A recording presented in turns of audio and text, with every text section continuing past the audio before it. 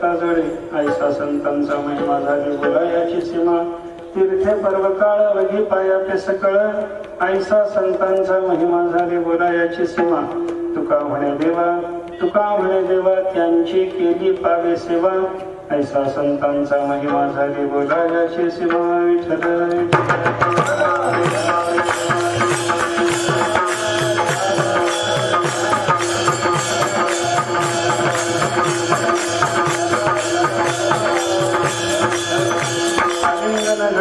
आलिंगन घडे मोक्ष साई जता जोडे ऐसा संतांचा महिमा झाली बोला याची सीमा सेविकर घेतलेला भंग जगद्गुरु संत श्रोमणी श्री तुकाराम महाराजांचा एक अत्यंत महत्वाचा असा भंग आहे। या भंगातून तुकाराम महाराजांनी साधू पुरुषाचा महिमा सांगितला। त्यांच्या अभंगातल्या शब्दातून आपल्याला हे लक्षात घेता येणार आहे ऐसा संतांचा महिमा हा असा संतांचा महिमा आहे असं महाराज इथं बोललेलं असल्यामुळं संतांचं महात्म्य सांगणारा असा तुकाराम महाराजांचा अभंग आहे बरं का।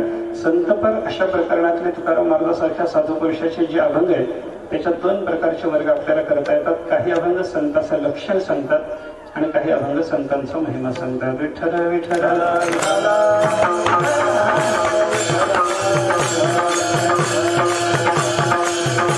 लक्षण आणि महिमा सांगण्याकरता आलेले स्वतंत्र अशा पद्धतीचे अभंग जरी असले तरी ज्या अभंगातून लक्षण आलेलं आहे ते लक्षण पाहून संतांचा महिमाही ठरवता येतो आणि ज्या अभंगातून संतांचा महिमा आलेला आहे तो महिमा पाहून सद्पुरुषाचं लक्षणही ठरवता येतं। स्वतंत्र भाग आहे। पण तुकाराम महाराजांसारख्या संतांनी स्वतंत्र रीतीने लक्षणाचा विचार करण्याकरता अशी काही अभंग रचना केली, स्वतंत्र रीतीने महिमानाचा विचार करण्याकरता अशी काही अभंग रचना केलेली आहे। प्रस्तुतच्या अभंगाचा विचार जर केला तर इथं तुकाराम महाराज संतांचा महिमा सांगतात। संत महात्म्याचा महिमा महिमा शब्दाचा अर्थ केला तर विचारात घेतला तर महत्व भाव हा महिमा मोठेपणाचा भाव व्यक्त करण्याकरता म्हणून जे काही निरूपण केलं जातं त्याला महिमा असं म्हणतात बरं का। संस्कृत व्याकरणाचा विचार केला तर महाशब्दावरून इमनिच प्रत्यय केला तर महिमा शब्दाची सिद्धी होते आणि महिमा शब्दाचा अर्थ महत्व भाव हा म्हणजे मोठेपणाचा भाव व्यक्त करण्याकरता जे जे काही निरूपण करावं लागेल त्याला आपल्याला महिमा म्हणणं शक्य आहे। असा साधू पुरुषाचा आणि भगवंताचा दोघांचाच महिमा तुकाराम महाराजांसारखे संत महात्मे सांगतात, इतराचा नाही। विठ्ठल विठ्ठल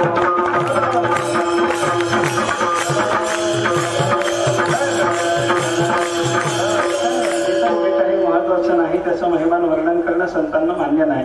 जे खरेच मोठे आहेत त्यांचा मोठेपणा सांगावा असं साधू पुरुषाचं मत आहे बरं का।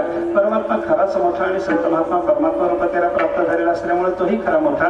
म्हणून सांगायचं झालं तर महत्व देवाचं सांगा किंवा भगवत रूपातेला प्राप्त झालेल्या साधू पुरुषाचं सांगा। परमात्मा पंढरीनाथाचं तरी महत्व वर्णन करा किंवा ज्ञानोबाराय तुकोबारायसारख्या साधू पुरुषाचं तरी महिमान वर्णन करा। इतरांचं मोठेपण सांगण्यामध्ये आपलं आयुष्य व्यर्थ गमावू नका असं संतांचं म्हणणं आहे। विठ्ठल विठ्ठल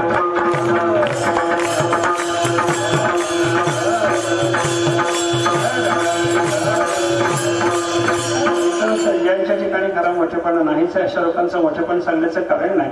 पण मोठेपण सांगणाऱ्या लोकांमध्ये दोन वर्ग आपल्याला पाहायला सापडतात। ज्या वस्तूच्या ठिकाणी किंवा ज्या व्यक्तीच्या ठिकाणी जो मोठेपणा नाही तो मोठेपणा त्या व्यक्ती किंवा वस्तूच्या ठिकाणी चिकटून सांगणारे असे काही लोक आहेत आणि ज्या वस्तूचा ज्या व्यक्तीचा जो मोठेपणा आहे तो मोठेपणा असलेला व्यक्त करणारे असे काही लोक जगामध्ये आहेत। नसलेलं मोठेपण चिकटून सांगणारे जे लोक आहेत त्यांना म्हणतात जाहिरातदार आणि असले पण व्यक्त करणारे जे आहेत त्यांना म्हणतात संत महात्मे। विठ्ठल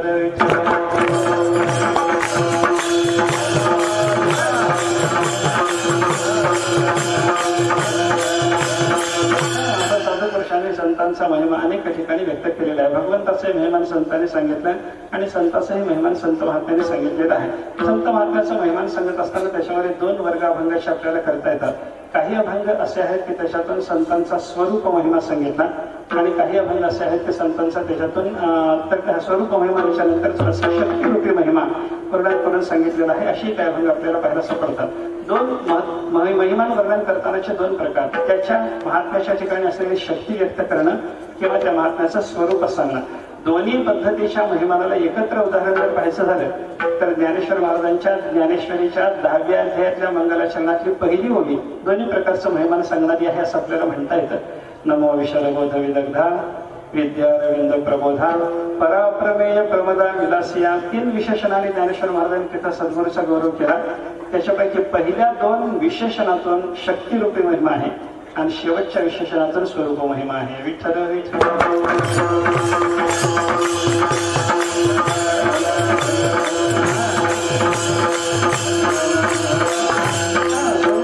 शक्तिरूपी महिमा थोडी संतांची शक्ती सांगितली. विशद बोध विदग्धा, विशद म्हणजे स्पष्ट रीतीनं बोध करून देण्याच्या क्रमामध्ये, विदग्ध म्हणजे चतुर. संत सद्गुरू माझे कसे आहेत तर स्पष्ट रीतीनं साधकाला ज्ञान करून देण्याच्या कामात चतुर आहे. आता स्पष्ट रीतीनं साधकाला ज्ञान करून देण्यात चतुरता असणं ही शक्ती एका स्वरूप आहे. तिथे स्वरूपाचा संबंध येत नाही. सच्चिदानंद रूपता सांगितले तर ते स्वरूपता झाली, तर स्वरूप महिमानाचा विचार झाला. आणि जिथं काहीतरी त्यांच्या सामर्थ्याने त्यांना करून घेणं शक्य आहे अशा पद्धतीचे वर्णन आपल्याला पाहायला सापडतात. तर शक्तिरूपी महिमा आहे बरं का. स्पष्ट रीतीनं साधकाला ज्ञान करून देण्याच्या कामातलं सद्गुरूचं चातुर्य म्हणजे त्यांची शक्ती आहे आणि म्हणून तो शक्तिरूपी महिमा आहे. दुसरं विशेषण पहा, विद्या अरविंद प्रबोधा. साधकाच्या शिष्याच्या हृदयामध्ये असलेले विद्यारूपी अरविंद म्हणजे कमळ, त्याला प्रबुद्ध करणारे सूर्य म्हणजे सद्गुरू आहेत असं वर्णन ज्ञानोबांनी केलं. आता विद्या नावाच्या कमलाचा विकास करणं, साधकाच्या हृदयातल्या विद्या अरविंदाचा विकास करणं हे सद्गुरूचं स्वरूप नाही, ही शक्ती आहे बरं का. म्हणून पहिल्या दोन विशेषणातून ज्ञानोबांनी शक्तिरूप महिमानाचा विचार सांगितला असं मी म्हणलं. शेवटचं विशेषण पहा, परा अप्रमेय प्रमदा विलासिया. परावाणीलाही अप्रमेय म्हणजे विषय न होणारी अशी प्रमदाची स्वरूप स्थिती, तिच्याशी विलास करणं हे स्वरूप आहे. विठ्ठल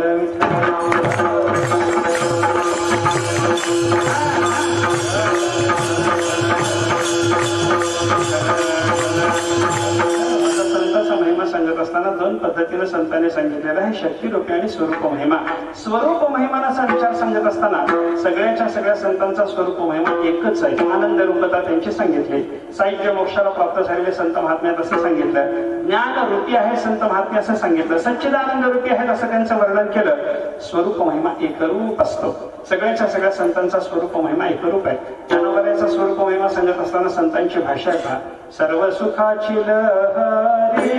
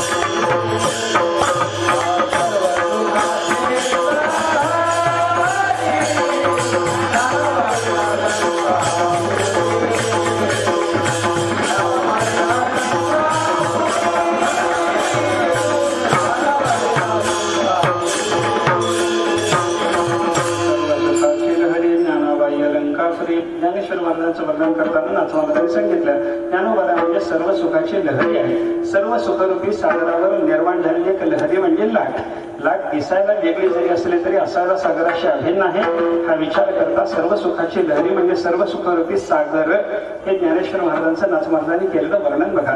ज्ञानोबा म्हणजे सर्व सुखाचा सागर, त्याच्यावरची एक लहरी हे जे ज्ञानेश्वर महाराजांचं वर्णन आहे. स्वरूप महिमानाचं वर्णन असं आपल्याला म्हणता येतं बरं का. कैवल्याचा पुतळा प्रगटला पुतळा, चैतन्याचा जिव्हाळा ज्ञानोबा माझा.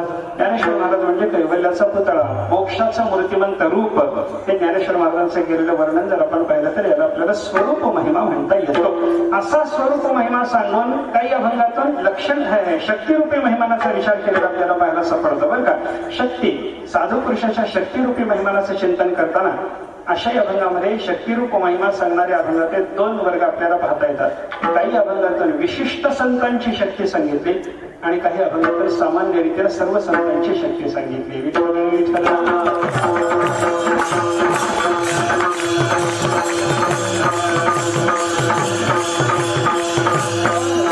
साधू पुरुषाच्या जीवनामध्ये प्रकट झालेल्या शक्तीचा विचार काही ठिकाणी केलेला आपल्याला पाहायला सापडतो.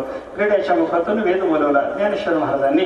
रेड्यामुखी वेद बोलविला गर्भद्विजांचा हरिला, असं जर चिंतन आपण केलं, असं जर महिमा संतांनी नाथ महाराजांसारखे आपल्याला जर सांगितलं असेल तर त्याला आपल्याला ज्ञानोबा रायाच्या चरित्रात प्रगट झालेलीच शक्ती म्हणावं लागतं.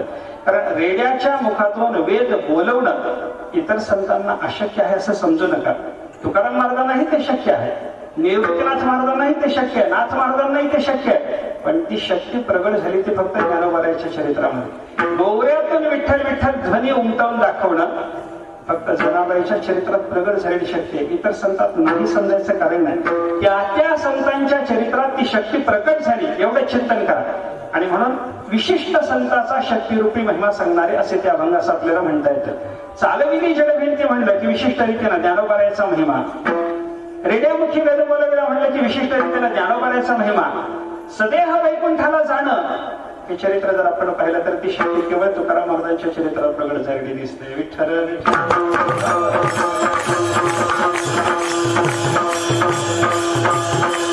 विशेष रीतीनं सर्व संत हे एखाद्या संतांच्या चरित्रात प्रगट झालेल्या शक्तीचं चिंतन त्याला विशेष शक्तिरूपी महिमा आपल्याला म्हणता येईल. आणि सामान्य रीतीनं सर्व संतांच्या ठिकाणी असणाऱ्या शक्तीचं चिंतनही संतांनी केलं.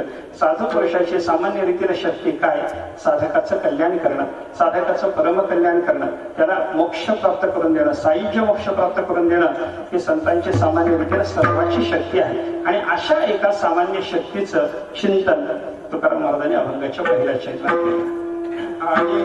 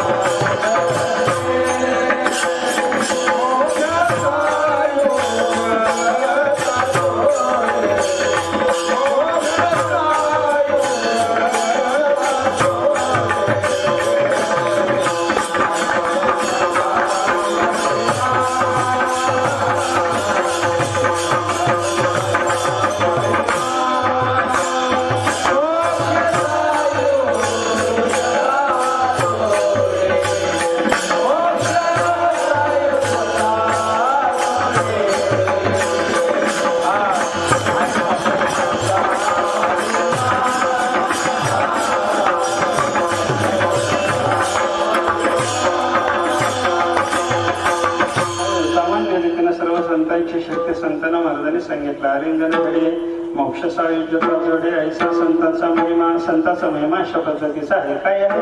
आलिंगन मात्रानं सायुज्य मोक्षाची प्राप्ती करून देणं हा संताचा महिमा. आता हा संताचा महिमा म्हणल्यानंतर विशेष रीतीने पुढे संताचा महिमा म्हणले का? ज्ञानेश्वर महाराजांचं आलिंगन मिळालं तरच मोक्ष मिळतो, तुकाराम महाराजांचं मिळालं तरच मिळतो असं चिंतन केलेलं नसल्यामुळे सामान्य रीतीने सर्व संतांच्या चरित्रात प्रकट होणारी अशा पद्धतीची ही शक्ती आहे असं आपल्याला चिंतन करता येतं. आलिंगन मात्रानं साधू पुरुषाच्या मोक्ष प्राप्त होत असं मला सांगतात. त्याचा आपल्याला थोडा विचार करायचा आहे. पण अगोदर मला प्रस्तुत प्रसंगाला धरून थोडंसं तुकाराम महाराजांच्या संबंधाने चिंतन करायचं आहे. महाराजांच्या संबंधातला महिमा पाहायचा आहे बरं का. यद विवाह तद्गीत गानम असं संस्कृतामध्ये एक वचन आहे. ज्याचा उत्सव चालू आहे त्याच्या संबंधानं थोडंसं काहीतरी चिंतन झालं पाहिजे. तुकाराम महाराजांचा उत्सव आहे, तुकाराम महाराजांचं क्षेत्र आहे. त्यांच्या विशेष रीतीने वैकुंठ गमनाच्या दिवसाच्या निमित्तानं जमा झालेले आपण सगळे लोक आहोत. आणि त्यातल्या त्या तुकाराम महाराजांच्या वाङ्मय मूर्तीचं मंदिर या ठिकाणी झाल्याच्या नंतर तिथं तुकाराम महाराजांच्या मूर्तीची प्रतिष्ठापना होते. त्या निमित्तानं आपलं चिंतन म्हणून तुकाराम महाराजांनी त्यांचं वाङ्मय या संबंधानं थोडंसं महिमानाचं चिंतन करावं लागेल.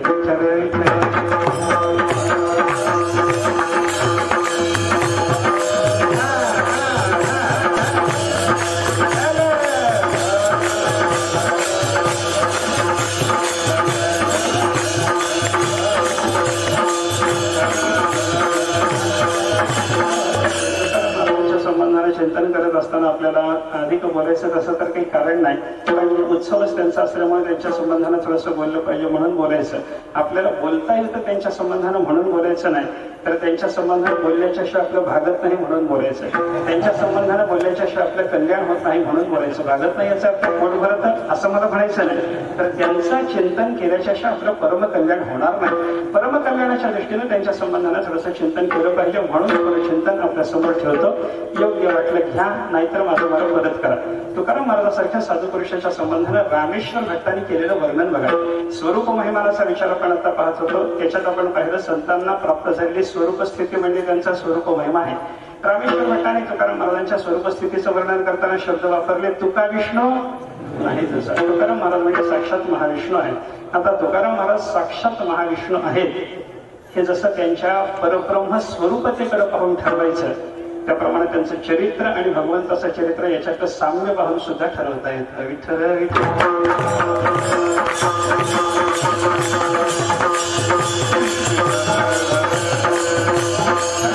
भगवंताचं चरित्र आणि तुकाराम महाराजांचं चरित्र पाहिलं दोन्हीकडे सादृश्य आहे. भगवान महाविष्णूच्या चरित्राचा विचार करत असताना वारकऱ्याचा महामंत्र आहे रामकृष्ण हरी. म्हणून रामाचं कृष्णाचं हरीचं चरित्र पाहून तिथं तुकाराम महाराजांच्या चरित्राचं काही सादृश्य दिसतं का पहा. असं जर सादृश्य दिसलं तर तुकाराम महाराजांना चरित्र दृष्टीनं सुद्धा विष्णू म्हणणं शक्य आहे. त्यांचा तो स्वरूप महिमा आपल्याला सिद्ध करणं शक्य आहे हे मला मांडायचं आहे बरं का. स्वरूपाच्या दृष्टीने ते परब्रह्म रूप त्याला प्राप्त झाले. तुकिता तुलनेसी ब्रह्म तुकासी आले हा त्यांचा स्वरूप महिमा आहे. त्याच्याबद्दल चिंतन करायचं नाही. फक्त चरित्र दृष्टीनं रामाचं चरित्र तिथलं आणि तुकाराम महाराजांचं चरित्र याचं सादृश्य बघा. भगवान श्रीकृष्ण परमात्म्याचं काही चरित्र आपल्या समोर ठेवतो, तसंच तुकाराम महाराजांचं चरित्र काही घडलं का दाखवण्याचा प्रयत्न करतो. हरीचं चरित्र आपल्या समोर ठेवतो आणि तसंच तुकाराम महाराजांचं चरित्र काही घडलं का दाखवण्याचा प्रयत्न करतो. योग्य वाटलं तर मान्य करा, नाहीतर माझ्याकडे परत करा हे मी अगोदर सांगून ठेवलेलं आहे. हरीचं चरित्र सुरुवातीला हरीकडून जातो, श्रीकृष्णाला शेवटी ठेवतो. हरीच्या चरित्राचा विचार करत असताना भगवंताचा हरी अवतार, भागवतामध्ये हरी अवताराच्या संबंधाने गजेंद्राचं चरित्र सांगण्याच्या निमित्तानं अगोदर हरीची कथा सांगितलेली आहे. हा हरी अवतार झाला तामस मनवंतरात. पहिली गोष्ट हरिमेधा आणि हरिणी यांच्या पोटी झाला. दुसरी गोष्ट आणि नक्कराच्या उद्धाराकरता झाला. तिसरी गोष्ट. या तिन्ही गोष्टी तुकाराम महाराजांच्या चरित्रात आहेत. विठ्ठल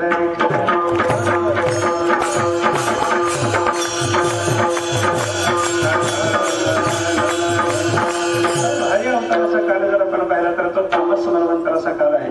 आणि तुकाराम महाराजांचा काल जर आपण पाहायला लागला तर सगळीकडे यवन राज्य म्हणून त्याच्यामुळे तामसच काल निर्माण झालेला होता.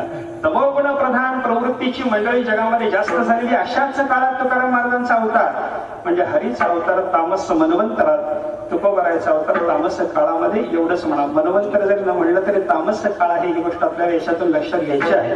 हरिमेधा आणि हरिणी या पवित्र जोडप्याच्या पोटी हरी अवतार झाला हे भगवंतांना आवर्जून सांगितलंय. तसं बोलोबा आणि कनकाई या पवित्र जोडप्याच्या पोटी तुकाराम महाराजांचा अवतार झाला हेही आपल्याला आवर्जून सांगण्यासारखं आहे.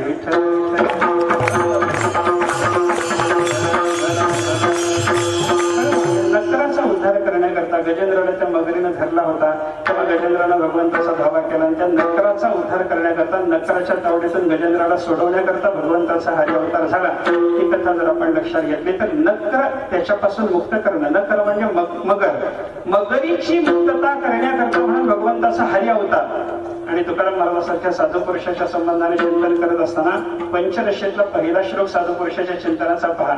सविलास महामोह ग्राह ग्रास एक कर्मणे आज्ञा कार्यासह वर्तमान. सविलास महामोह त्याच्या कार्यासहित असलेला महामोह हाच कोणी एक ग्राह. ग्राह म्हणजे मगर आणि त्या मगरीचा ग्रास करण्याकरता म्हणून प्रगट झाले तुकाराम महाराजांसारखे संत सद्गुरू.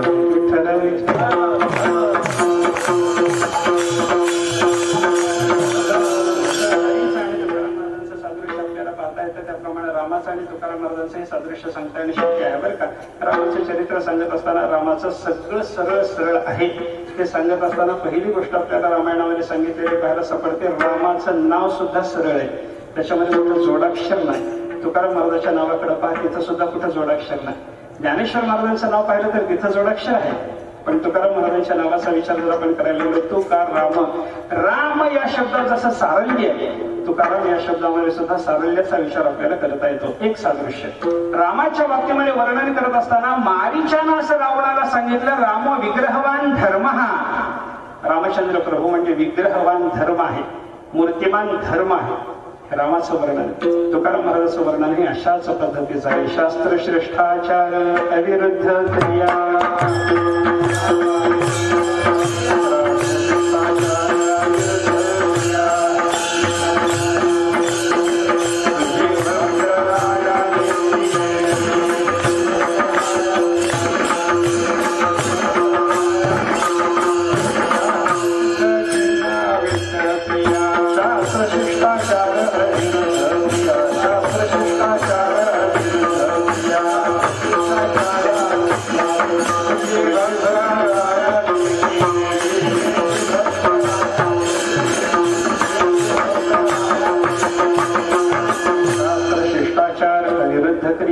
तुझे भक्तराया देखील. रामेश्वर भट्ट तुकाराम महाराजांचं वर्णन करताना म्हणतात, हे भक्तराया, हे तुकोबाराया, तुमच्या बाबतीमध्ये मला असं दिसून आलं, मी असं पाहिलं.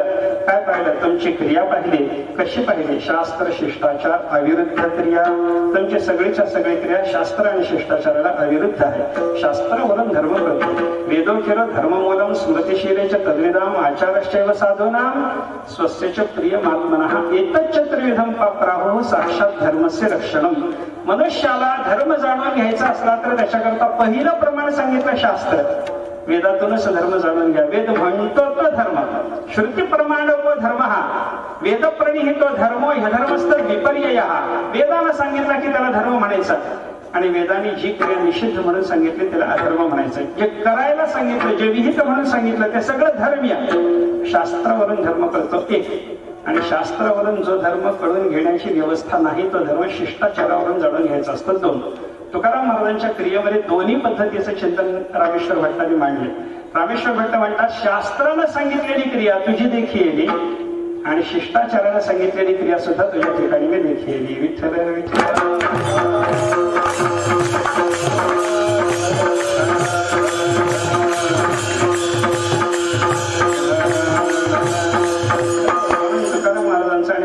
चिंतन करत असताना रामो विग्रहवान धर्म हा असं जर आहे तर शास्त्र शिष्टाचार विरुद्ध क्रिया तुझी भक्तराया देखील हे तुकाराम महाराजांचं चिंतन असल्यामुळं तुकाराम महाराज आणि राम यांची तुलना आपल्याला करता येते.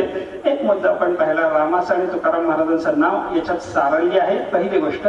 दुसरी गोष्ट, राम विग्रहवान धर्म जर असेल तर तुकाराम महाराज सुद्धा साक्षात धर्ममूर्ती आहेत असं त्यांचं चिंतन आपल्याला करता येतं. अजून एक मुद्दा आपल्याला दोन्हीकडे समान रीतीने दिसणार आहे. रामचंद्र प्रभूला युवराज्याभिषेक व्हायचा ठरल्याबरोबर त्यांचा वनवास सुरू झाला, आणि तुकाराम महाराजांचं सुद्धा तसंच झालं. तारुण्यात प्रवेश झाला की संसाराचा वनवास सुरू झाला. विठ्ठल विठ्ठल.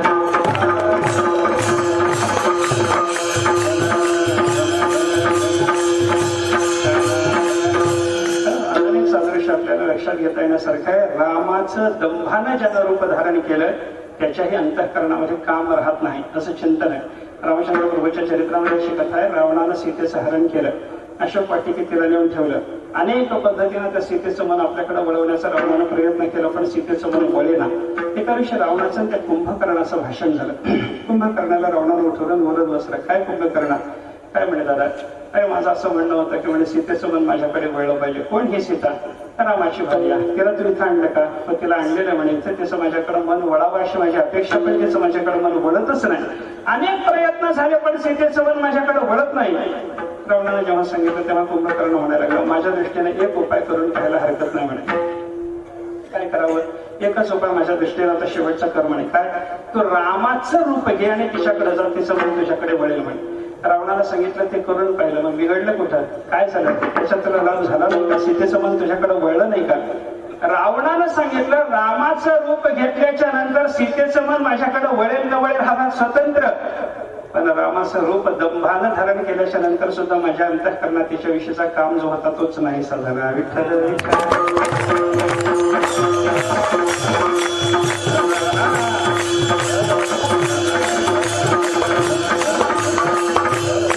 दंभानं रामाचं रूप धारण करतो, त्याच्या अंतःकरणात काम राहत नाही. तुकाराम महाराजाकडे चला. दंभानं तुकाराम महाराजाचं ज्यानं रूप धारण केलं, सोंग केलं, नट वृत्तीनं तुकाराम महाराजाचं ज्यानं सोंग वठवलं, त्याच्याही अंतःकरणात काम राहिलं नाही असं सांगितलं जातं. संत तुकाराम हा सिनेमा जो आहे त्या सिनेमावर काम करणारे ते विष्णुपंत पागनीस, त्याने ते काम केल्याच्या नंतर पुन्हा दुसरं नटाचं काम त्यांनी केलं नाही. पुन्हा त्यांच्या अंतःकरणामध्ये तुकाराम महाराजांचे एकदा त्याने सोंग केल्याच्या नंतर अंतःकरणात त्यांच्या कामच राहिलं नाही असं त्यांचं वर्णन केलं जातं. बरं का? सांगायचं काय? रामरूप झाला, दंभानं झाला, सोंगानं झाला तर काम राहत नाही. तुकोबारायचं रूप जर दंभानं धारण केलं तर त्याच्याही अंतःकरणात काम राहत नाही. साम्यतेने बोला. साम्याचा विचार असा अनेक पद्धतीने करता येतो. रामचंद्र प्रभूंना समुद्रामध्ये दगड तारले, रामाचं महिमान आहे.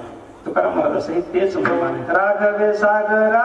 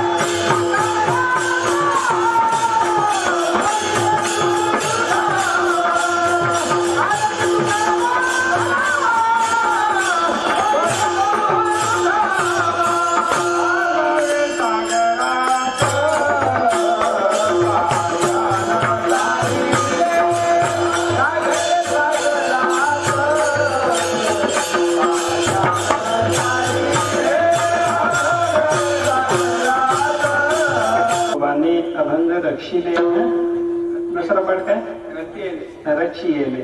रचले म्हणलं तरी चालतं, पण मला जे सांगायचं ते रक्षिले मध्ये आहे. राघवे सागरात पाषाण तारिले, तारिले रक्षिले हे बरोबर जमतात. तारिले रचिले हे जरा जमायला थोडं वेगळं पडतं, पण तारणं हे सुद्धा पाषाणाची रचना करतच आहे. तसं भवसिंधूवरून जाण्याकरता म्हणून तुकाराम महाराजांनी हा सेतू रचला, म्हणजे रक्षण करत करतच रचला. विठ्ठल विठ्ठल.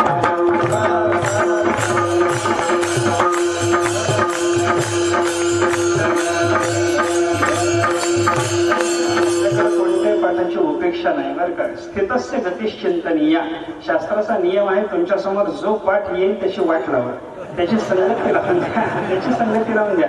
हा पाठ असा नाही म्हणून अडून बसायचं कारण नाही. शास्त्रामध्ये ही व्यवस्था आहे. शास्त्रात जशी व्यवस्था आहे तशाच पद्धतीने जर आपण संत वाङ्मय सोडवत असू तर स्थितस्य गतिश्चिंतनीय हा नियम लक्षात ठेवला पाहिजे. आणि हा नियम लक्षात ठेवला की रक्षिले रक्षिले दोन्ही लावावं लागतं. विठ्ठल विठ्ठल. तैसे तुकोबाने आणि तैसे तुकोबाचे काही लोक छे म्हणतात बरं का. तैसे तुकोबाचे, तुकोबाचे अभंग रक्षिले म्हणलं की अभंग रक्षणाचं कर्तृत्व देवाकडे जातं. आणि तुकोबांनी अभंग रक्षिले म्हणलं की कर्तृत्व रक्षणाचं तुकाराम महाराजाकडे. तर महिमान तुकाराम महाराजाचं सांगणं चालू असल्यामुळं शे पाठाची संगती काही जरी लावता आली तरी ने पाठच बरोबर आहे. विठ्ठल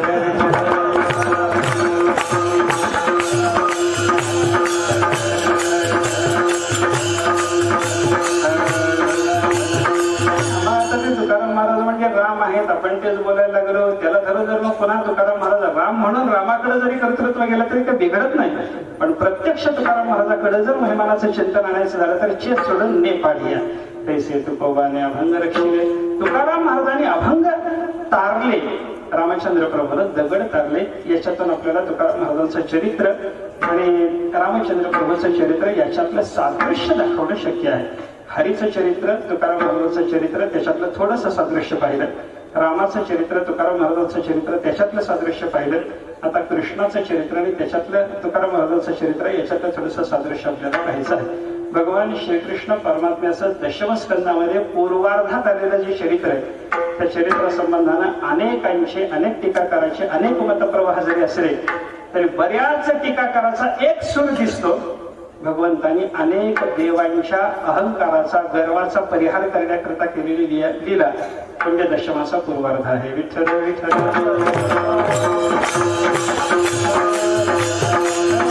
भगवंतांनी ज्यांचा ज्यांचा अभिमान घालवला, गर्व घालवला, तुकाराम महाराजांच्या चरित्रामध्ये त्यांच्या त्यांच्या गर्वहरणाची लीला आपल्याला पाहायला सापडते.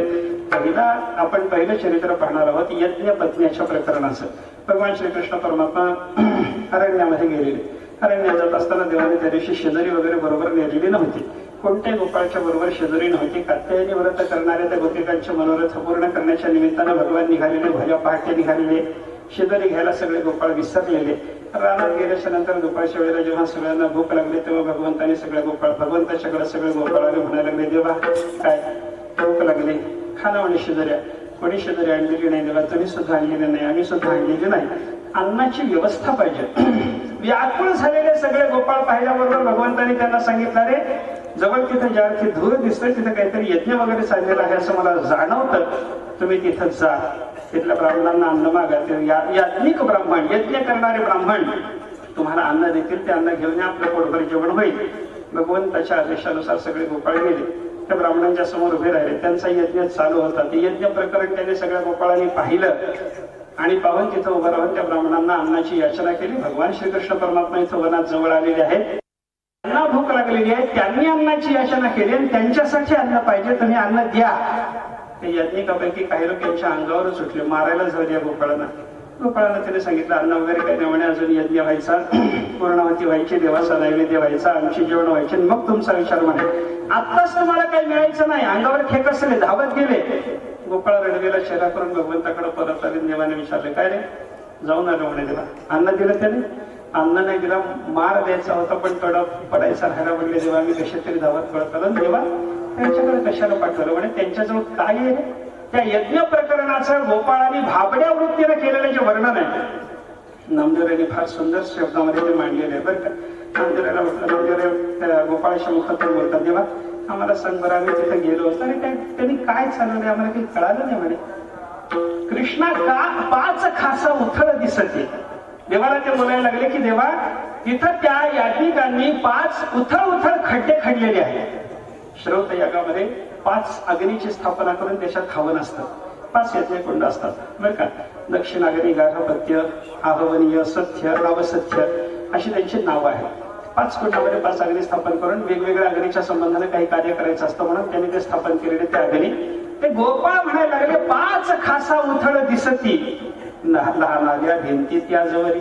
लहान लहान खड्डे खणलेले तर त्याच्यावर म्हणले एका एका विटेच्या लहान लहान अशा भिंती बांधलेल्या आहेत म्हणे. त्यांनी काय आहे ते एवढं त्यांनी असं काहीतरी तिथे निर्माण केलेले खड्डे खणले, त्याच्यावर लहान लहान भिंती बांधल्या. अरे गवत अंथरताती विस्तू घालिताती बडबड करीती अवघे जण. ब्राह्मण काय करायला लागले, ते यज्ञकुंडाच्या वजन गवतच अंथरतात म्हणजे ते दरभाचं परिस्तरण घ्यावं लागतं. अग्नीला आसन म्हणून ते परिस्तरण या गोपाळाने पाहिलं. परिस्तरण म्हणावं ठाऊक नाही ना, त्याच्यामुळे त्याने सांगितलं गवत अंथराती, गवत अंथरतात, त्याच्यात विस्तू घालिताती आणि बडबड करीती. सगळे ब्राह्मण मंत्र म्हणत होते, बडबड जाणार, बडबड करीती अवघे जण. काय चाललंय म्हणले त्यांचं, हे आम्हाला काही कळालं नाही. देवा, त्यांच्याकडे अन्न मागायला म्हणून तो आम्हाला पाठवलं, ते तुला काय देणार आहे? त्यांच्याजवळ अन्न फार दिसलं नाही आम्हाला. काय दिसलं रे? भगवंतांनी विचारल्याबरोबर ते गोपाळ म्हणायला लागले, एवढेसे भांडे तांदूळ शिजविती, तुझला काय देते त्यातून या? गोपाळ म्हणायला लागले, देवा, त्यांनी हवना करता म्हणून एवढ्या गुडघ्यामध्ये भात शिजवल्या म्हणे. लहानसं भांडं असतं त्याच्यामध्ये तो भात शिजवायचा असतो, त्याला चरू म्हणतात. तो श्रौताग्नीवरच भात शिजवावा लागतो. तो शिजवलेला एवढा भात गोपाळाने पाहिला. ते म्हणायला लागले, एवढेसे भांडे तांदूळ शिजविती, एवढा त्यांनी चरू शिजवलाय, तुझला काय देते त्यातून या?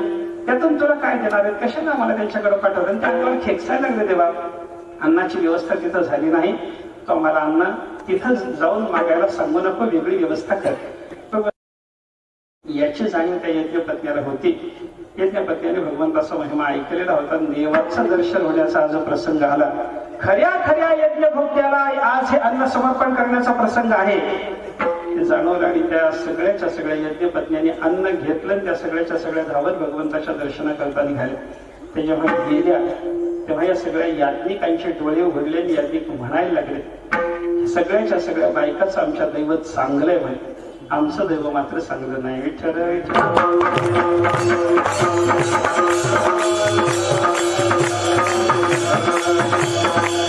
या बायकात काय कमी आहे आणि आमच्यात काय जास्त आहे याचा तुलनेला अगोदर त्या ब्राह्मणाने विचार सांगितला बरं का. ते म्हणायला लागले, नासाम द्विजाती संस्कार. पहिली गोष्ट त्या यज्ञपत्नीच्या बाबतीत त्यांनी सांगितले की म्हणजे आम्ही ब्राह्मण, आमचा द्विजत्वाचा संस्कार झालेला आहे. वेदाचा अधिकार येण्याकरता करावा लागणारा द्विजत्वाचा संस्कार आमच्यावर झाला, आमच्या बायकावर तो संस्कार झाला नाही. म्हणजे नासाम द्विजाती संस्कार न निवासो गुरावपी. आम्ही गुरुकुलामध्ये राहून वेदाभ्यास केला, आमच्या बायकांनी गुरुकुलात राहून वेदाभ्यास केलेला नाही. न तपहा नात्ममीमांसा. आम्ही तपश्चर्या केली, आमच्या बायकांनी तपश्चर्या केली नाही. आम्ही आत्ममीमांसा केली, आमच्या बायकांनी आत्ममीमांसा केली नाही. आम्ही पावित्र्य सांभाळलं, बायकांनी तेही सांभाळलं नाही. आम्ही शुभ क्रिया केल्या, त्यांनी त्याही केल्या नाहीत. असं असूनही आम्ही देवाला विमुख झालो आणि आमच्या बायका देवाला सन्मुख झाल्या. त्यांचं भाग्य थोर आहे. विठ्ठल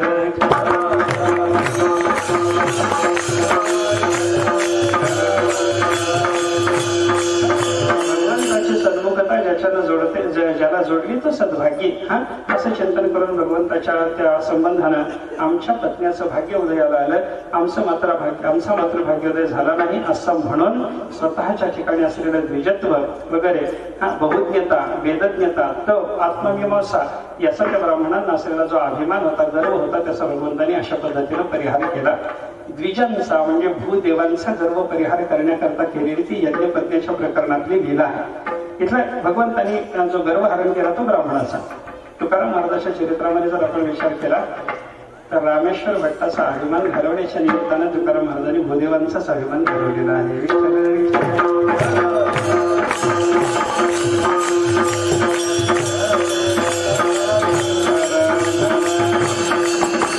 रामेश्वर भट्टांनी तुकाराम महाराजांना अभंगाच्या वह्या बुडवून टाकायला सांगितल्या. कशामुळं? मी एक धर्माधिकारी आहे, माझ्याकडे धर्माधिकार, मी दशग्रंथी ब्राह्मण, म्हणून माझी आज्ञा याने प्रमाण मानले पाहिजे, असं सगळ्याच्या सगळा स्वतःच्या ठिकाणी उच्चतेचा भाव धारण करून रामेश्वर भट्टांनी त्या वह्या त्यांना बुडवायला सांगितल्या. मग पुढे 10 शरीराचा झाला.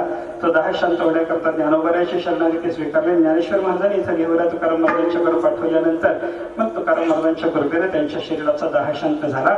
आणि जेव्हा दाह शांत झाला तेव्हा रामेश्वर भट्टाच्या मुखातले शब्द येतात. देहमध्ये जात्याभिमाने वंचलो,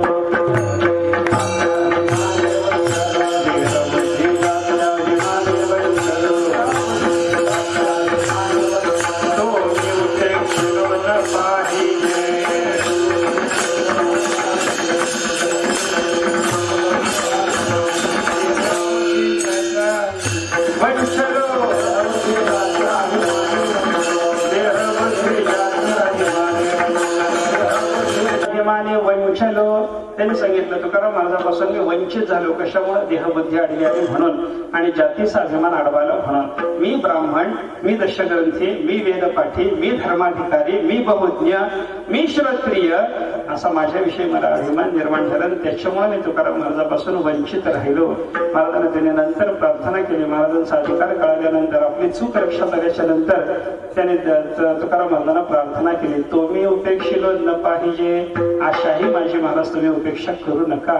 आणि या तुकाराम महाराजांच्या चरणाशी माझा वियोग कधीही घडू नये, अशीही रामचंद्राच्या चरणाला त्यांनी शेवटी प्रार्थना केली. बरं का? न घडो याचे पायी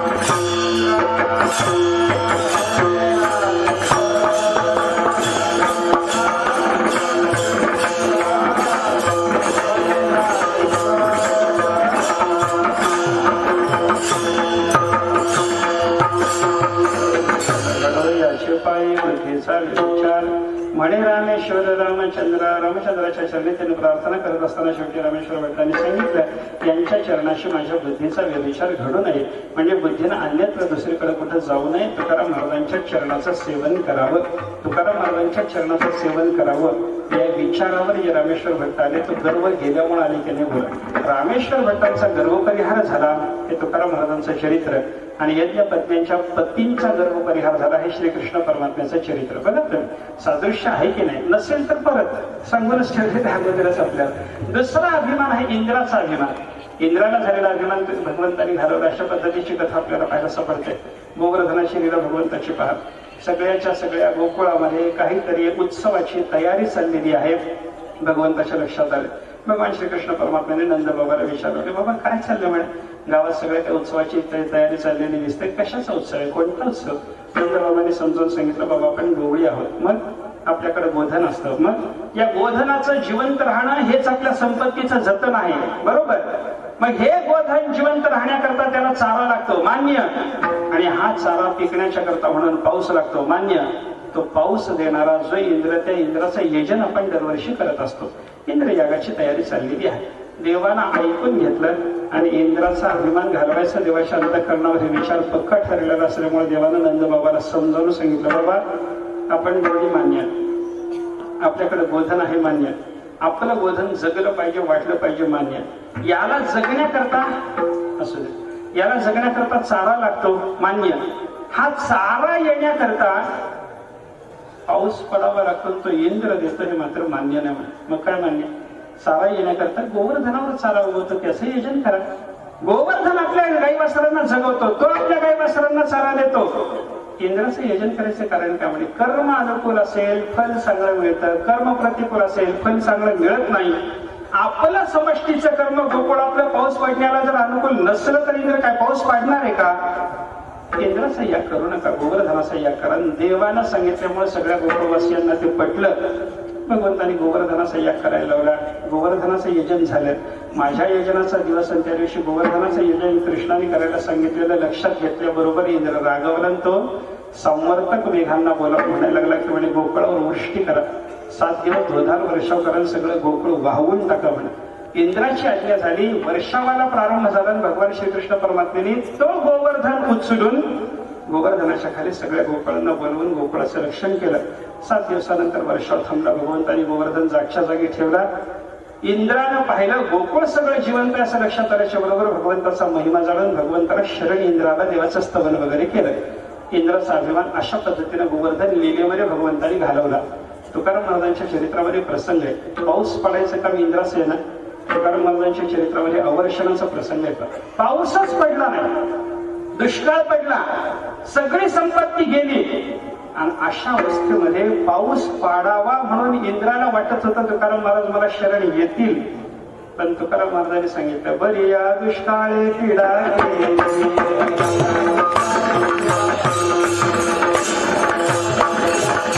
बरे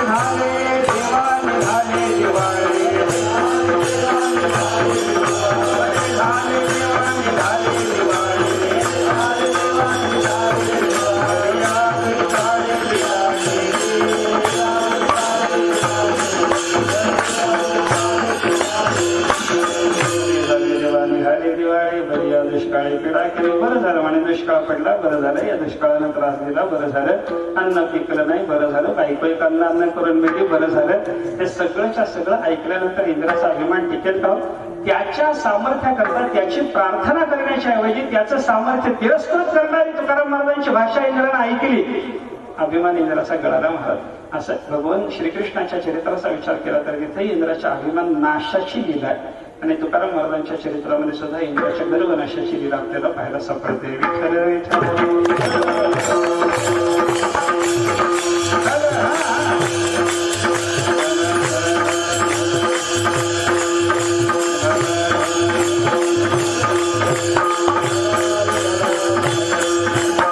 ब्रह्मदेवाच्या अभिमान नाशाची लीला आपल्याला कृष्ण चरित्रामध्ये पाहायला सापडते. काल्याचा प्रसंग आपल्याला सगळ्यांना माहिती आहे. भगवान काला करायला लागले. ब्रह्मदेवाने गाई वासरं चोरून नेली, पुन्हा गोपाळी चोरून नेली, सगळीच्या सगळी रूप भगवंताने धारण केली. प्रवचनामध्ये विषय सगळा होऊन गेला. तो असं भगवंताने सगळीच्या सगळी रूप धारण केलेली ब्रह्मदेवाने जेव्हा पाहिले तेव्हा त्याला वाटलं की इथं येऊन सत्यलोकात येऊन श्रीकृष्णानं गोपाळ गाईवासरं नेली की काय. कारण खाली मृत्यू लोकांमध्ये जशीच्या तशी त्यांची क्रीडा चालू असलेली ब्रह्मदेवाने जेव्हा पाहिली तेव्हा त्याला तसा संशय आला. त्याला सत्यलोकात जिथं गोपाळ गाईवासरं ठेवली होती तिथं जाऊन पाहिलं, तिथे गोपाळ गाईवासरं आहेत, इथे गोपाळ गाईवासरं आहेत. ते पाहिल्याच्या नंतर त्याला वाटलं आपण भगवंताला शरण जावं. देवाला शरण आला. देव एकटेच दिसले. शरण आला, स्तवन केलं. अभिमानाचा नाश झाला. ब्रह्मदेवाच्या अभिमान नाशाची लीला काल्याची लीला आहे. ब्रह्मदेवाचा अभिमान नाश कृष्णाच्या चरित्रात जसा आहे तसा ब्रह्मदेवाचा अभिमान नाश तुकाराम महाराजांच्याही चरित्रात आपल्याला पाहायला सापडतो. कुठं? कान्होबाराय म्हणजे ब्रह्मदेवाचा अवतार आहे. गणपती बाबांनी चरित्रामध्ये असं वर्णन केले की सावजी म्हणजे शिवावतार, तुकोबाराय म्हणजे विष्णूचा अवतार आणि कान्होबाराय म्हणजे ब्रह्मदेवाचा अवतार आहे. विठ्ठल विठ्ठल. आणि हे ब्रह्मदेवा अवतार असलेले कान्होबाराय तुकोबारापासून वेगळे निघाले ना, संपत्ती वाटून घेतली ना. मला संसार करायचा आहे, तुम्हाला जरी वैराग्य झालेलं असलं तरी मला वैराग्य नसल्यामुळं तुम्ही तुमच्या वाट्याला येतील ती खाती वगैरे बुडवून टाकत सांगून स्वतःच्या वाट्याची खाती वगैरे त्यांनी आपल्याकडे ठेवून घेतली ना. पण जेव्हा तुकाराम महाराजांचा अधिकार कळाला तेव्हा हेच कान्होबाराय तुकाराम महाराजांचे पुढे अनन्य भक्त झाले. आपल्याला सगळ्यांना माहिती असलेलं चरित्र भाग आहे. कान्होबाराय तुकोबारायचे अनन्य भक्त झाले. तुकाराम महाराजांच्या वैकुंठ गमनाच्या नंतर देवाशी केलेलं कान्होबारायचं भांडण जर आपण पाहिलं तर तुकोबारायच्या विषयी कान्होबारायच्या अंतःकरणात केवढी भक्ती होती हे आपल्याला कळेल. विठ्ठल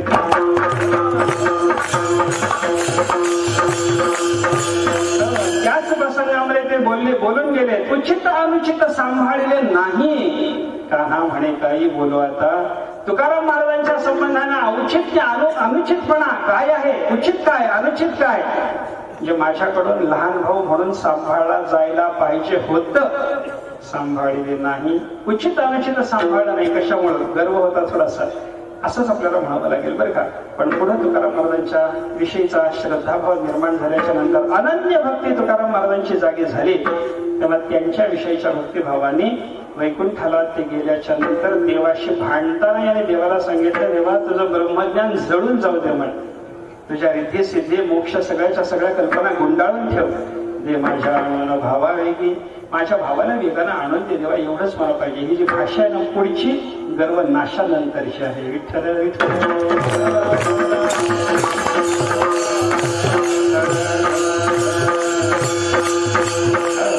ब्रह्मदेवाचा गर्वनाश तुकाराम महाराजांनी देव कृष्णाच्या चरित्रामध्ये जसं आपल्याला पाहायला सापडतो. अजून थोडंसं पुढे चला. कामदेवाचा अभिमान नाशिक केला. भगवान श्रीकृष्ण परमात्म्यांनी केलेली रासलीला म्हणजे काम जया करता केलेली लीला. लोक समजतात कामुक लीला, पण काम जया करता केलेली ती लीला. कारण रासलीलेची फलश्रुती सांगत असताना शेवटी शुकाचार्याने सांगितलं की रास पंचाध्यायीचं जो नित्य पठण करतो त्याच्या हृदयातला काम नावाचा रोग नष्ट होतो. काम नाशाकरताच केलेली ती लीला. रास लीला करून भगवान श्रीकृष्ण परमात्म्याने कामाचा अभिमान जिरवला. तुकाराम महाराजांच्या चरित्रावर काम जयाची लीला आपल्याला पाहायला सापडते की नाही. एक वेश्या तुकाराम महाराजांकडे देहसुखाच्या अपेक्षा नाही.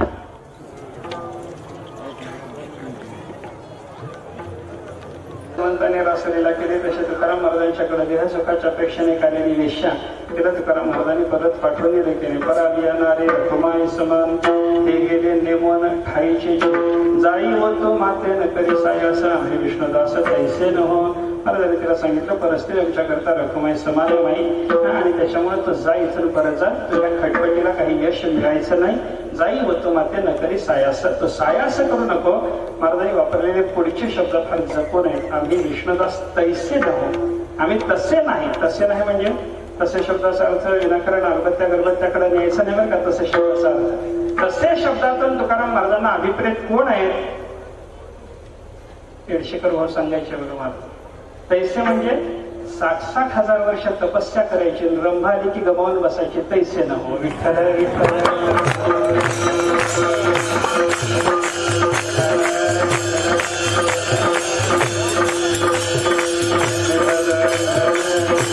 आम्ही विष्णुदास तैसे न हो. इतका मोठा अर्थ, व्यापक अर्थ बरं का. तैसे शब्दाला सामान्य अर्थ नाही. 60-60 हजार वर्षापर्यंत विश्वामित्रासारख्याने तप करावं. पण एखादी अप्सरा समोर आली की त्यांचं तप सगळ्याच्या सगळं विच्छिन्न व्हावं, तपेंद्रिय आघात होऊन मोकळं व्हावं, असे आम्ही नाही. तैसे न हो, आम्ही तसे नाही असं तुकाराम महाराजांनी तिला सांगितलं आणि परत पाठवलं. याच्यातून काय लक्षात घ्यायचंय? कामाचा गर्व हरण करण्याची लीला तुकाराम महाराजांच्याही चरित्रामध्ये आपल्याला पाहायला सापडते. अजून एक चरित्र भगवान श्रीकृष्ण परमात्म्याचे यमाचा गर्व भगवंतांनी घालवला. भगवान श्रीकृष्ण परमात्मा संदीपनी ऋषीच्या आश्रमात राहिले. काही काळपर्यंत 64 दिवस तिथे राहिले आणि तेवढ्या कालामध्ये भगवंतांनी सगळ्या विद्याचं ग्रहण केलं. विद्या ध्यान झाल्यानंतर गुरुला नमस्कार करून आपल्या घरी जाताना गुरु महाराजांना श्रीकृष्णाने विचारलं, गुरु महाराज काय मी आपल्याकडे राहिलो, आनंद झाला, आपल्याकडून विद्या ग्रहण केली, छान झालं देवा, आता मी माझ्या घरी निघालो, ठीक आहे देवा, तुम्हाला काही दक्षिणा अशी हवी असेल तर देवा गुरु महाराज माझी द्यायची तयारी आहे, मागा म्हण काय मागता. कारण मागच्या युगामध्ये गुरुला दक्षिणा देण्याचं बंधन होतं. कलियुगामध्ये दक्षिणा देण्याचं बंधन नाही, आणि बंधन नाही म्हणून देऊच नाही असंही नाही. आपण ज्याच्याकडून काही विद्याचं ग्रहण केलं त्याला समर्पण काही केलं तर काही बिघडतं का? काहीतरी द्यावं, देऊ नये असं नाही, पण दिलंच पाहिजे हे बंधन नाही. मागच्या युगामध्ये मात्र बंधन होतं. द्वापार युगाला अनुसरून भगवंताचं चरित्र असल्यामुळे ते बंधन पाळायकरता देवाने विचारलं, गुरु महाराज हे दक्षिणा देऊ. गुरु महाराजांनी डोळ्यात पाणी आणून सांगितलं की म्हणे ब्रह्म माझ्या घरी येऊन विद्या ध्ययन करता याच्यापेक्षा मोठी दक्षिणा मला काय असावी. एवढी मोठी दक्षिणा, एवढा मोठा सन्मान, परब्रह्माचं सद्गुरुत्व माझ्याकडे आलं, फार मोठा सन्मान मला मिळाला, हीच खरी खरी दक्षिणा म्हणे. मला दक्षिणेची अपेक्षा नाही. गुरु महाराज काही मागा. देवाने असं सांगितल्यानंतर गुरु महाराजांनी सांगितलं, मला तरी काही लक्षात येत नाही मागायचं काय आहे ते. आमच्या पत्नीला विचार, गुरुपत्नीला विचार, तुझ्या आईला विचार, काही तिला मागायचं असेल तर विचार. भगवान गेले, नाईला विचारलं, म्हणे आई काय, मी निघालो म्हणे. हो देवा काही मागायचंय तुम्हाला, दक्षिणा म्हणून मी द्यायला तयार आहे, काही मागता. देवाला त्या माऊलीनं सांगितलं, म्हणे देवा एक मागायची इच्छा काय, तू करतो ना करतो, अन्यथा करतो समर्थ ब्रह्मांड नायक, अनंत कोटी ब्रह्मांड नायक असं तुझं वर्णन देवा मी ऐकलंय, खरंही आहे. मग तुझ्या या सामर्थ्याला अनुसरून एक गोष्ट मागितली तर देशील देवा? वाटते ते दे नाही. भगवंताला त्या माऊलीनं सांगितलं आणि की माझा मुलगा समुद्रानं नेलाय, तेवढा माझा मुलगा परत आणून दे बाई, एवढीच माझी अपेक्षा. भगवंतांनी लगेच हो म्हणून सांगितलं. समुद्राकडे गेले. समुद्राकडे गेल्याबरोबर समुद्र शरणाला. त्यानं सांगितलं तेव्हा माझ्या पोटामध्ये पंचजन नावाचा राक्षस राहतो, त्यानं तुमचा गुरुपुत्र नेला असावा. भगवान समुद्रात प्रविष्ट झाले, पंचजनाला मारलं, त्याच्याजवळ गुरुपुत्र दिसला नाही. मग मेलेला कोणीही जीव यमाच्या घरी असू शकतो असा विचार करून भगवान यमसदनाला गेले. संयमिनी पुरी देवाचं आगमन झाल्याबरोबर यमधर्मानं पाहिलं आणि देवाच्या स्वागताकरता समोर आले, नमस्कार केला. देवाला विचारलं, म्हणले काय कसं काय येणं केलं देवा? देवाला सांगितलं माझा गुरुपुत्र इथं आलाय म्हणे. कोण आलाय? त्याला परत द्या. यमधर्मानं सांगितलं म्हणे त्याचं प्रारब्ध तेवढंच होतं, मनुष्य देहाचं भोगून संपलंय म्हणून त्याला इथं आणलंय, त्याला देता येणार नाही. देवाला सांगितलं की कायद्याची भाषा बाजूला ठेवा म्हणे, माझ्या आज्ञा आहे. प्रतिष्ठेचं हेच रक्षण आहे, कायदा जेवढा अधिक मोडता आला तेवढा अधिक प्रतिष्ठित. भगवंताने सांगितलं माझी आज्ञा, कायदा बाजूला, मी सांगतो माझा गुरुपुत्र मला आणून देऊन. तो गुरुपुत्र घेऊन भगवंताने आपल्या गुरुपत्नीला आणून समर्पण केलं. अमृत गुरुपुत्र आणीला. त्यानं बरं त्या चरित्राचं वर्णन केलेलं आपल्याला पाहायला सापडतं. यमाचा गर्वहरण करण्याकरता केलेली ही लीला असं म्हणायला हरकत नाही. कृष्णाचं चरित्र यमाचा गर्वहरण करणार. तुकाराम महाराजाकडे चला. जगात काळ खाय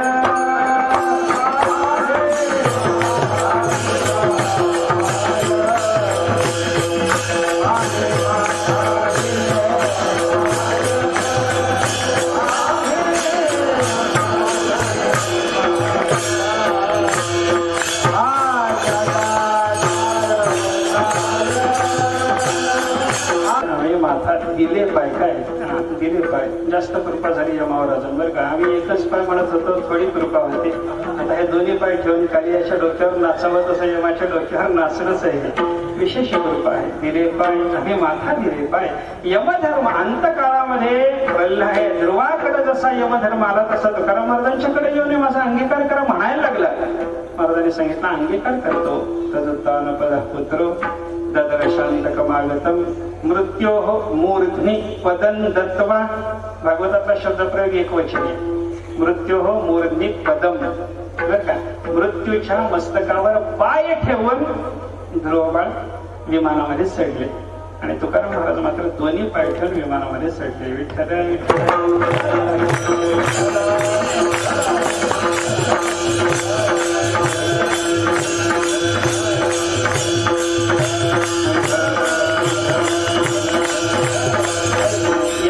अभिमान घालवण्याकरता केलेली लीला कृष्ण आणि तुकाराम महाराजांच्या चरित्रात बरोबर आहे की नाही? आहे का नाही सांगत चला.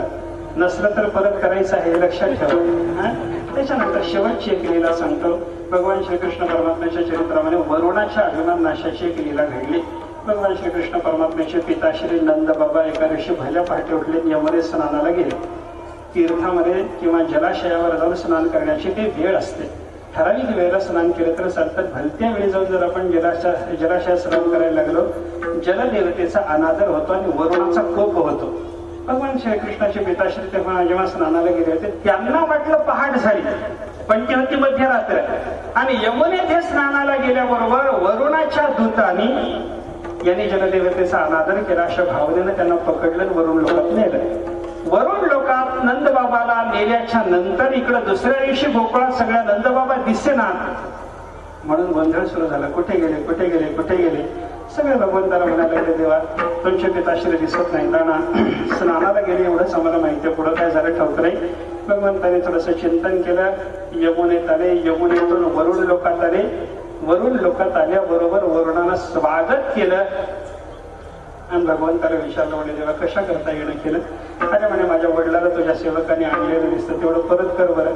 वरुणानं सन्मानपूर्वक देवाचे पिताश्री भगवंताच्या ताब्यात दिले. भगवंताने ते पिताश्री आपले परत आणले. वरुणाच्या अभिमानाचा नाश करण्याकरता ही केलेली लीला असं चिंतन करता येत आहे. तुकाराम महाराजांच्या चरित्रामध्ये असाच प्रसंग आहे. अकाली नंदबाबा जलाशयात गेले. तुकाराम महाराजांचे अभंग सुद्धा असेच जलाशयात गेले. अकाली गेलेल्या नंदबाबाला वरुण लोकांमध्ये नेण्यात आलं. तुकाराम महाराजांच्या अभंगालाही वरुण लोकात नेण्यात आलं असं म्हणा.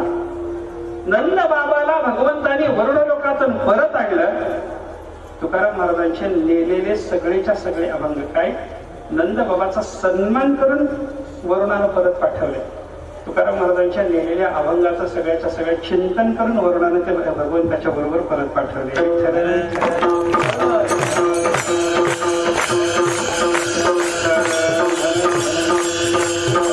वरुणाच्या अभिमान भंगाची लीला कृष्ण आणि तुकाराम महाराजांच्या चरित्रामध्ये समान रीतीने चालते की नाही बघा. आणि या दृष्टीनं जर चिंतन केलं तर कृष्ण चरित्र तुकाराम चरित्र, रामचरित्र तुकाराम चरित्र, हरिचरित्र तुकाराम चरित्र सदृश्य दिसतं. म्हणून रामकृष्ण हरी या मंत्राला सांगितलेला जो विष्णू तद्रूप तुकाराम महाराज आहे असं म्हणायला काय हरकत नाही. बोला तुका विष्णू तुझा तुकाराम महाराज प्रत्यक्ष विष्णू आहे, ते त्यांचा महिमान आहे. तुकोबारायच्या महिमानाचा थोडा विचार केला, गाथेचं महिमान थोडं बोलायचं, एकदा भजन करा.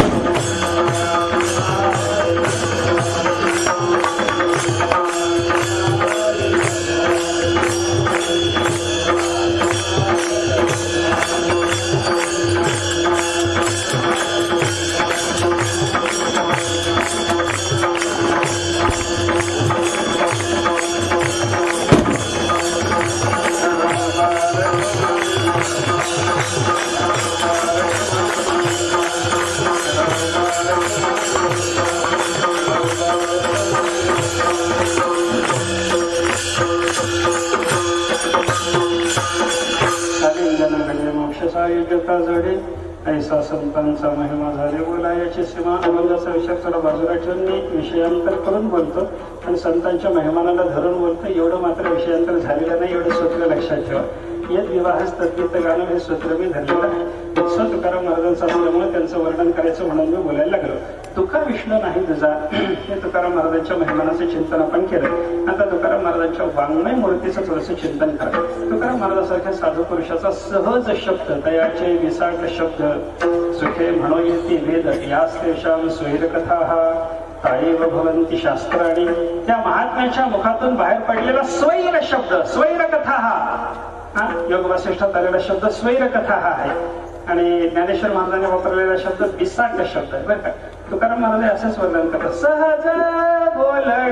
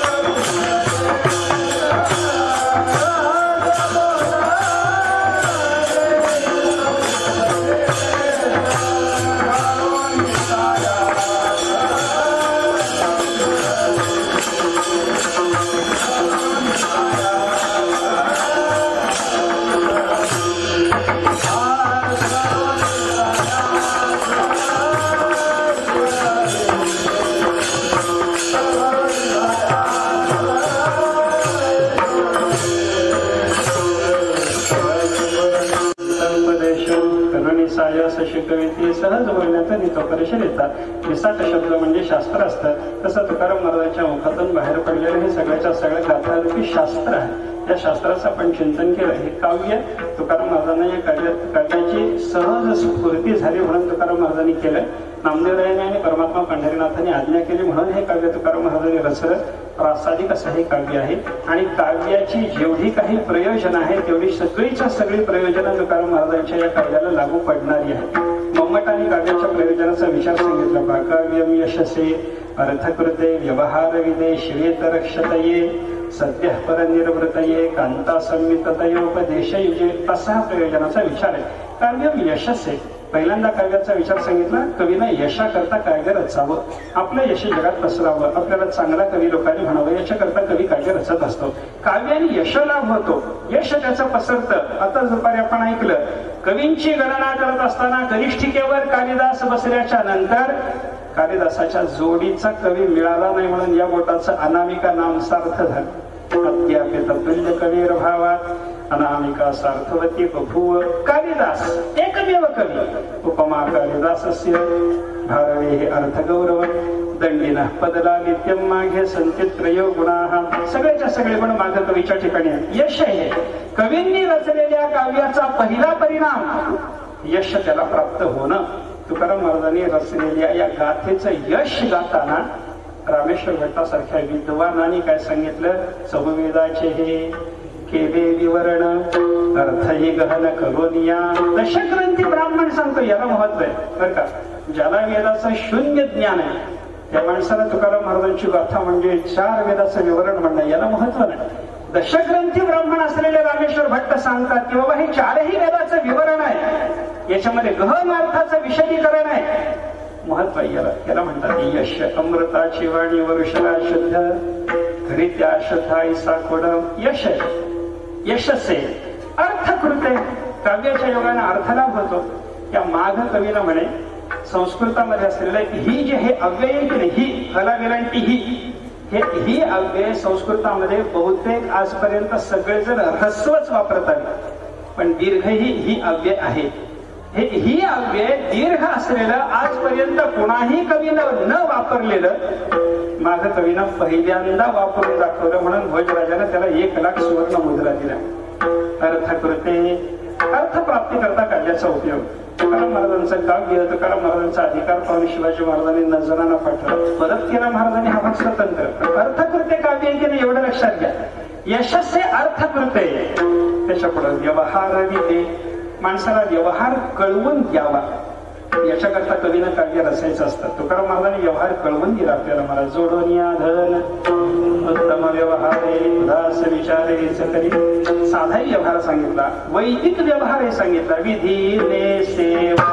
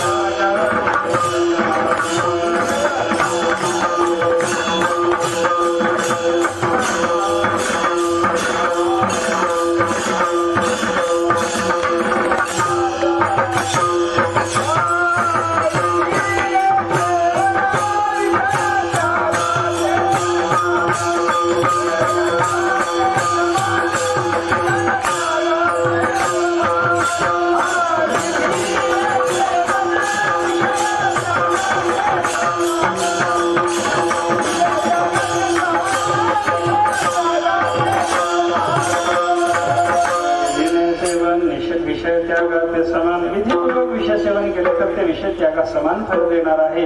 धर्मनीतीचा सुद्धा व्यवहार तुकाराम महाराजांनी आपल्याला सांगितला. व्यवहार विधे काव्याचं प्रयोजन झालं. शिवेतर क्षतये. शिव म्हणजे कल्याणकारी असलेले जे पुण्य, त्याच्याहून इतर म्हणजे पाप, त्याची क्षती करण्याकरता काव्याचा उपयोग असतो. पाप नाशाकरता काव्य. त्या पुष्पदंताने रचलेलं महिम्न स्तोत्र पाप नाशाकरता त्यांना रचलेलं. सांगत बसत नाही, सगळं वेळ जाईल आपलं. शिवेतर क्षती करता काव्य असतं. तुकाराम महाराजांचं काव्य हे शिवेतर क्षती करणार आहे. कसं काय? रामेश्वर भट्टाने तुकाराम महाराजांचा अपराध केला, त्यांच्या शरीराचा दाह झाला. अपराधानं झालेला तो दाह, त्याची तुझं काही घडलेली निंदा म्हणून हे बाबा जरा तुझं ज्ञानोबाने सांगितलं. मग तुकाराम महाराजांच्या निंदेचा अपराध म्हणजे शिवेतर आहे की नाही, पाप आहे ते. त्या पापाचा नाश झाल्याच्या शिवाय यांच्या अंगाचा दाह शांत होणारच नव्हता.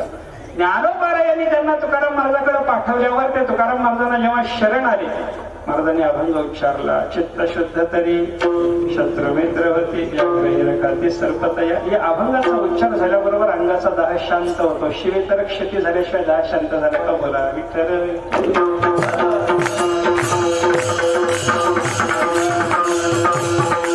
सत्य हा परनिर्वृत्त आहे. सत्य हा म्हणजे ताबडतोब तत्क्षण.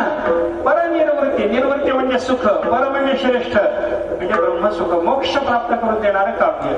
असे काव्याचं चिंतन केलेलं आपल्याला पाहायला सापडतं. तुकाराम महाराजांच्या काव्यानं मोक्ष प्राप्त होतो. मोक्ष प्राप्ती करताच त्यांनी ते रचलं. अनगड शहाचा तुकाराम महाराजांचं वर्णन करणारा दोहा आहे. तुका तुकारामसे दो नाम एक अंग, उनका से तो बिगड़ गया, इनका से तो अभंग. त्यांनी वर्णन केलं. तुका तुकारामसे, पहिलं तुकापद तुकाराम महाराज वाचक आणि दुसरं तुकापद तुलनेत उतरणे या अर्थाचं क्रियापद आहे. तुका तुका तुकाराम महाराज तुलनेत उतरले. कोणाबरोबर? रामसे, रामाबरोबर ते तुलनेत उतरले. दो नाम एक अंग, एकाच नाव राम एकाच नाव तुकाराम, अशी दोन नावं जरी असली तरी अंग म्हणजे स्वरूप एक आहे. तुकाराम महाराजांचा रामापेक्षा आधिक्य सांगण्याकरता अनगड शहाने सांगितलं. उनका सेतू बिघड गया, रामाने रामेश्वरापासून लंकेला जाण्याकरता बांधलेला जो सेतू आहे सगळ्याच्या सगळा आज अस्तित्वात नाही. बिघड गया, आहे तेवढ्या राहू द्यायची तयारी नाही. बिघड गया. पण इनका सेतू तुकाराम महाराजांनी संसार सागराच्या पहिल्या तीराला जाय करता बांधलेला सेतू अभंग. अभंग कधीही भंग न पावणारा असा सेतू बांधून ठेवलेला आहे. म्हणजे सत्य परनिर्वृत्त ये. शेवटचं प्रयोजन काव्याचं आहे. कांता संमिततया उपदेश युजे, भार्येनं एकांतात पतीला त्याचं हित जसं समजावून सांगावं एवढं सलगीनं हित सांगण्याकरता सुद्धा काव्याची योजना असते. तुकाराम महाराजांनी अगदी जवळ बसून आपल्याला सांगितलं. सांगतो तुम्हासी भजारे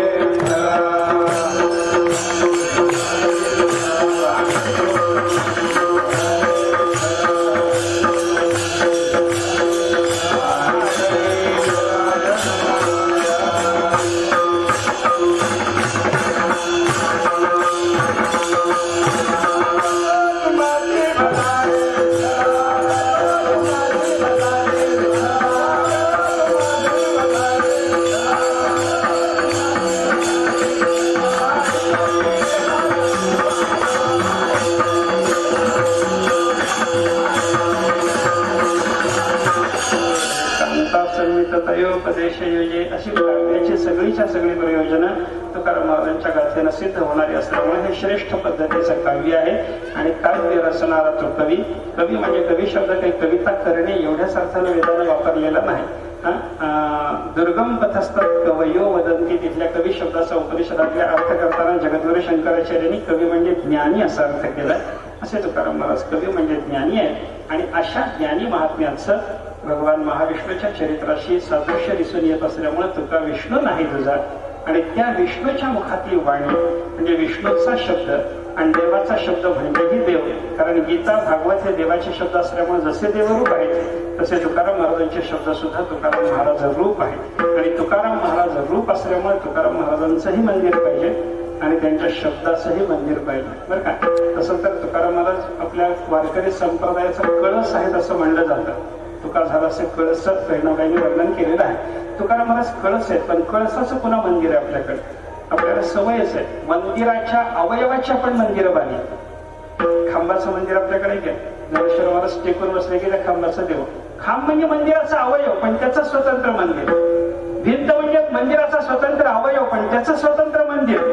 तसं कळसाचं स्वतंत्र मंदिर पण ती प्रत्यक्ष मंदिराचे ते प्रत्यक्ष अवयव आहे. रूपकात्मक मंदिराचा अवयव आहे बरं का. त्याच्यामुळे तुकाराम महाराजांचं मंदिर आणि तुकाराम महाराजांच्या वाङ्मय मूर्तीचं मंदिर असं एकत्रित या ठिकाणी होत आहे. फार मोठा आनंदाचा योग आहे. आनंदाचा म्हणण्यापेक्षाही भाग्याचा योग आहे. तुकाराम महाराजांची अशी चिरस्मारक आपल्याकडे असली पाहिजेत आणि त्यांचं चरित्र चिरस्मारकापेक्षाही दृढतेने आपल्या हृदयामध्ये असलं पाहिजे. आणि त्याच्यातून तुका विष्णू नाही तुझा ही आपली बुद्धी जर झाली तर त्यांच्याविषयी अनन्य भाव धारण करून आपल्याला तरुण जाता येईल याच्यात संशय नाही. तुकाराम महाराजांच्या संबंधानं थोडंसं चिंतन केलं. अभंगाचा अगदी धावता विचार सांगून सेवा संपवतो.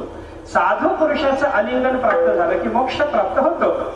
महाराजांनी महिमा सांगितला ऐसा संताचा महिमा. संताचा महिमा असा आहे. लोक शंका घेतात संताच्या नुसत्या आलिंगनानं मोक्ष प्राप्त व्हायला लागला तर आलिंगन ही क्रिया आहे आणि क्रियेनं मोक्ष मिळायला लागला तर क्रियाजन्य जी वस्तू असते ती अनित्य असते, मोक्ष अनित्य का बरं? शास्त्रीय शंका आहे. त्याला उत्तर देताना आपल्याला एकच चिंतन करता येतं, संत आलिंगन देतात, दिसायला आलिंगनाची क्रिया आहे, पण आलिंगनानं आपल्या हृदयातल्या बोध साधकाच्या हृदयामध्ये ते संक्रमित करतात.